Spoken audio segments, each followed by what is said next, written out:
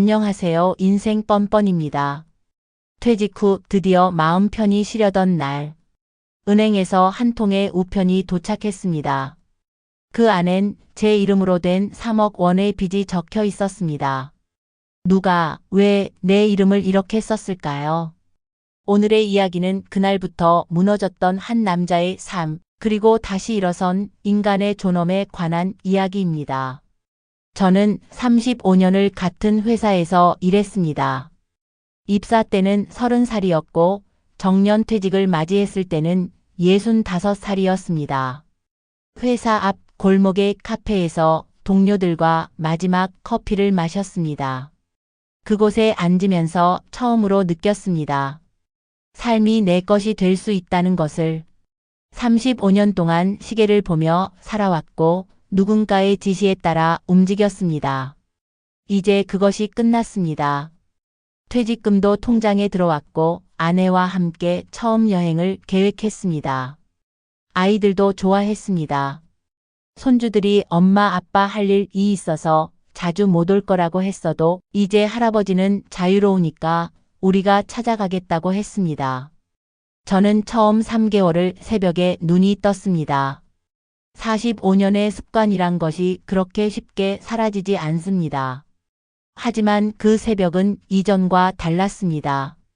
일어나야 한다는 강박이 없었습니다. 침대에 누워 창밖을 봤습니다. 해가 뜨는 것을 봤습니다. 언제 이런 사치를 누렸던가 싶었습니다. 그러던 어느 날 오후 집에 초인종이 울렸습니다. 배송이 아니었습니다. 특급 우편입니다. 발신처는 은행이었습니다. 봉투를 열었을 때 머리가 하얘졌습니다. 연체 통보서. 고객님 명의의 대출금 3억 원이 연체되었습니다. 즉시 납부하지 않으실 경우 법적 조치를 취하겠습니다. 손이 떨렸습니다. 저는 빚을 진 적이 없습니다. 평생 통장 잔액을 신경 썼습니다. 아내도 엄격했습니다. 저희는 집도 완불했고 자동차 할부금도 없었습니다. 그런데 갑자기 3억 원이요? 아내를 불렀습니다. 아내도 깜짝 놀랐습니다. 그는 뭔가 잘못됐겠지라고 했지만 우리 둘 다 평온함을 잃었습니다. 다음 날 은행을 찾았습니다. 창구 직원은 저를 뒤편 상담실로 안내했습니다. 대출 담당자는 서류를 펼쳐 보였습니다. 저의 주민번호, 저의 도장, 그리고 명확한 서명. 하지만 그 서명은 제 것이 아니었습니다. 손가락이 휘는 듯 불안정했습니다. 담당자는 차분히 설명했습니다. 보증인 대출이라는 것. 누군가 저를 보증인으로 지정하고 3억 원을 대출받았다는 것. 저는 이것이 불가능하다고 말했습니다. 저의 도장을 몰라요. 저의 도장은 집에만 있어요. 그런데 어떻게? 담당자는 미안하다고 말했습니다. 서류상 모든 것이 완벽하다고 했습니다. 이제 할 일은 경찰에 신고하거나 변론을 제기하는 것뿐이라고 했습니다. 차 안에서 아내와 한참을 말없이 앉아 있었습니다. 이 시점에서 하나의 기억이 떠올랐습니다. 퇴직 한 달 전 조카가 찾아왔습니다. 회사에서. 표정이 안 좋았습니다. 사업을 시작하는데 보증인이 필요하다고 했습니다. 큰 액수는 아니라고 했습니다. 대출 서류에 이름만 올려도 된다고 했습니다. 도장을 빌려달라고 했습니다. 삼촌, 이건 서류 확인용이에요. 진짜 돈 빌리는 건 제 이름으로 할 거예요. 그냥 은행에서 요청하는 서류 절차일 뿐이에요. 그렇게 말하고 웃었습니다. 당시 저는 바빴습니다. 퇴직 서류도 많았고 번거로웠습니다. 1분도 안 걸린다고 했으니까 괜찮을 거라고 생각했습니다. 도장을 빌려줬습니다. 다음 날 조카는 도장을 돌려줬습니다. 고마워요, 삼촌. 그때는 그것이 끝이라고 생각했습니다. 그러나 그 1분이 내 남은 인생 전체를 바꿔놨습니다. 경찰에 신고했습니다.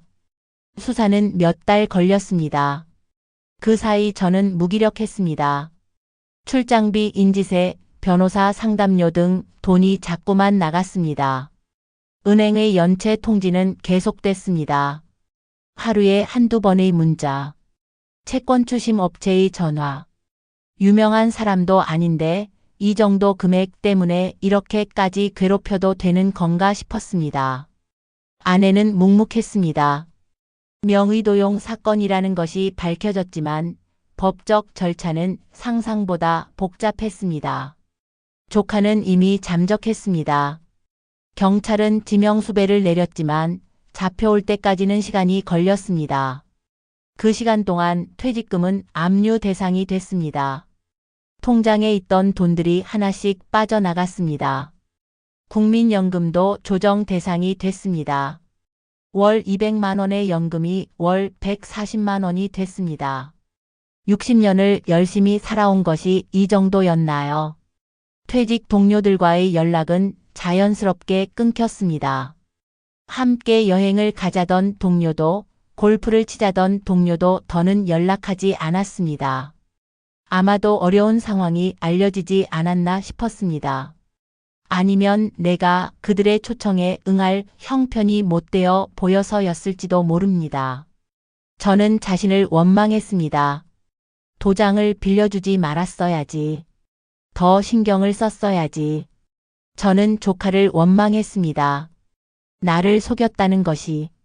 그리고 조카도 벌받을 것 같았습니다. 도망자로 살아가는 것이. 하지만 제 스스로가 가장 싫었습니다. 평생 성실하게 살았는데 왜 마지막이 이런가? 왜 하필 지금인가? 그 생각만 반복됐습니다. 아내는 그러던 어느 날 조용히 말했습니다. 제게 이름은 잃었지만 사람됨은 잃지 마세요. 그 말로 저는 한참을 울었습니다. 아내는 제 등을 쓸어줬습니다. 할 말이 많았지만 아무 말도 하지 않았습니다. 그것만으로도 충분했습니다. 저는 파산을 고민했습니다. 변호사는 파산 신청을 권했습니다. 빚이 탕감될 확률이 높다고 했습니다. 하지만 무언가가 막혔습니다. 35년을 다녔던 회사, 미안하다는 말도 못한 채 떠났던 조카, 그리고 날 믿어준 아내까지.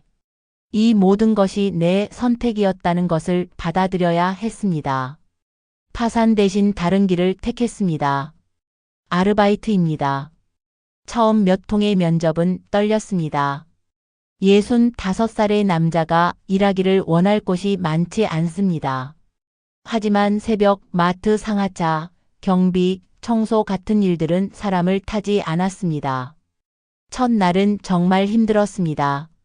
무거운 상자가 손목을 짓눌렀고 허리가 끝없이 아팠습니다. 저녁이 되자 온몸이 떨렸습니다.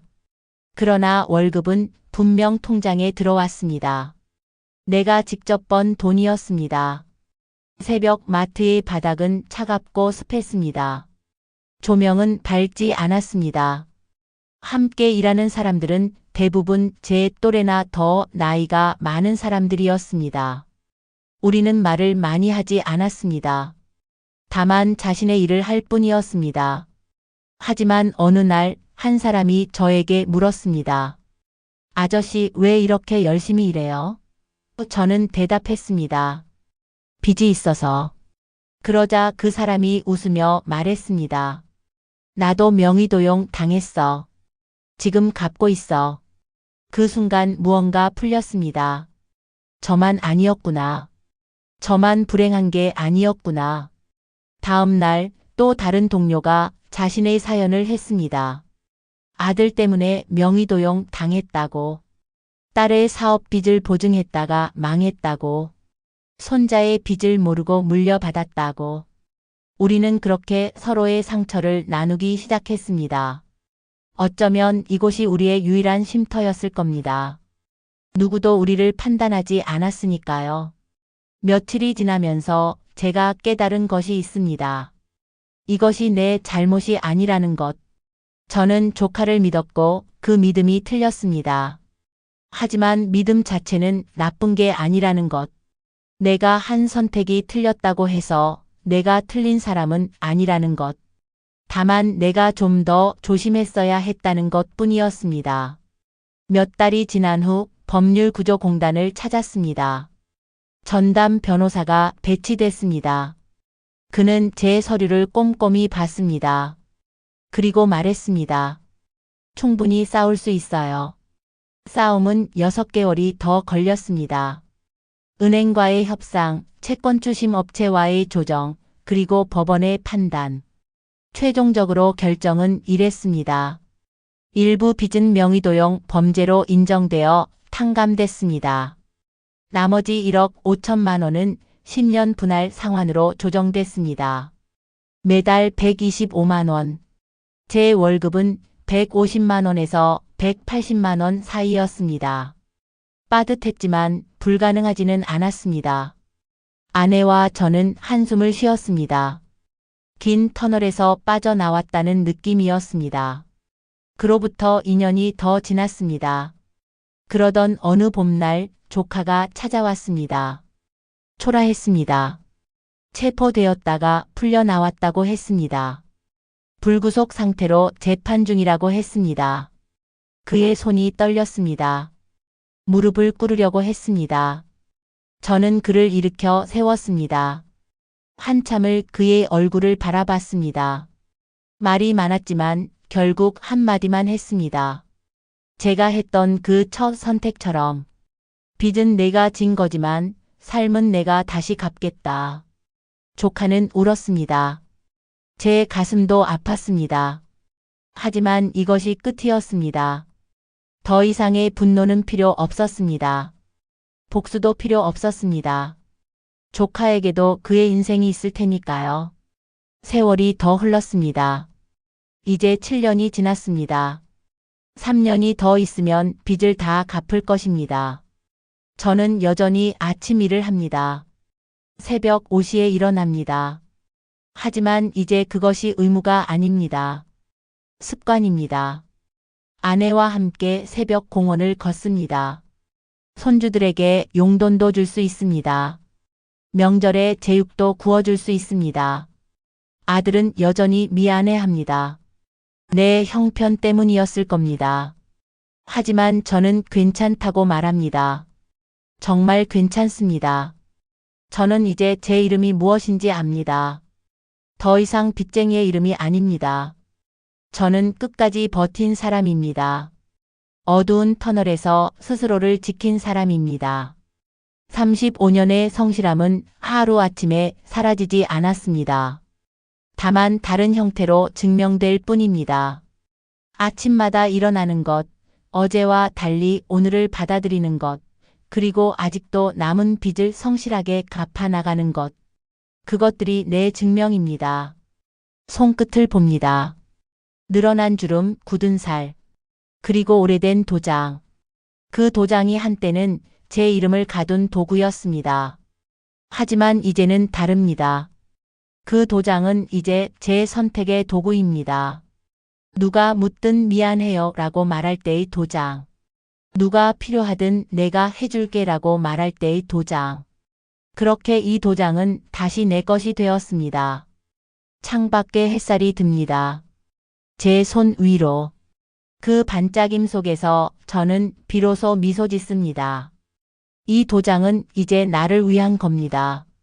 삶은 때로 우리가 원하지 않은 시험을 건넵니다. 돈을 잃을 수도 믿음을 잃을 수도 있습니다.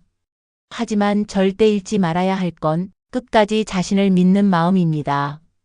이름 위에 찍힌 빚은 사라질 수 있지만 이름 안에 남은 인간의 품격은 영원합니다.